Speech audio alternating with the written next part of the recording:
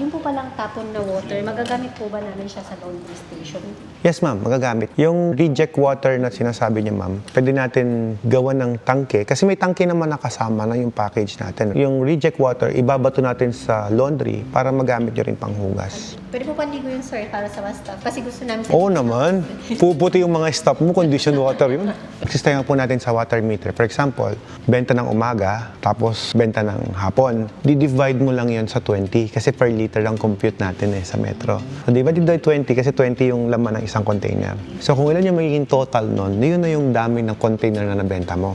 Plus mo na lang yung laman na natitira sa store. Kung meron kang, kunyari, mga staff mo, nag-refill pa nung gabing yon, nilagay dun sa storage nyo, sa gilid. So, bibilangin lahat yon. Makukompute mo everyday yung benta, kung ilan yun na ilabas. Ngayon, may mga ganito. Minsan kasi may mga water station na may giveaways, may plus, iba naman, natapon.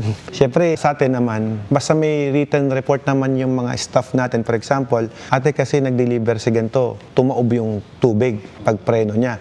So yun, nawi-wave naman natin yun. Basta ilalagay lang doon natapon or what. Hindi maiwasan yun yung losses Pero hindi naman kayo malulugi sa ilang natapon na tubig kasi tubig lang naman yun. Ang importante yung galon na hindi nawawala. Actually, yung inventory ng galon, tsaka ng delivery and lahat-lahat, ituturo naman namin sa inyo yun. Bibigyan namin kayo ng form. May form kami binibigay sa mga client namin. Just feel free to ask. Pero kung gusto nyo ma-improve pa yung form, pwede din naman i-adapt yun doon sa way of management ninyo. Kasi baka posibleng iba yung system namin sa ginagawa ninyo. Ganun. Kasi kahit kayo, ma'am, meron kayong naiisip na, mas practical sa lugar namin na ganito yung gagawin namin. Dito kasi sa amin, sa lugar namin, sir, okay pa kami yung galon mo, pipick upin namin. Yun mismo yung dadali namin sa inyo. Pero may mga lugar na hindi practical yun. For example, yung lugar na malayo talaga, ang gusto nila palitan. Kasi layo Costing pa ng pabalik. Yes.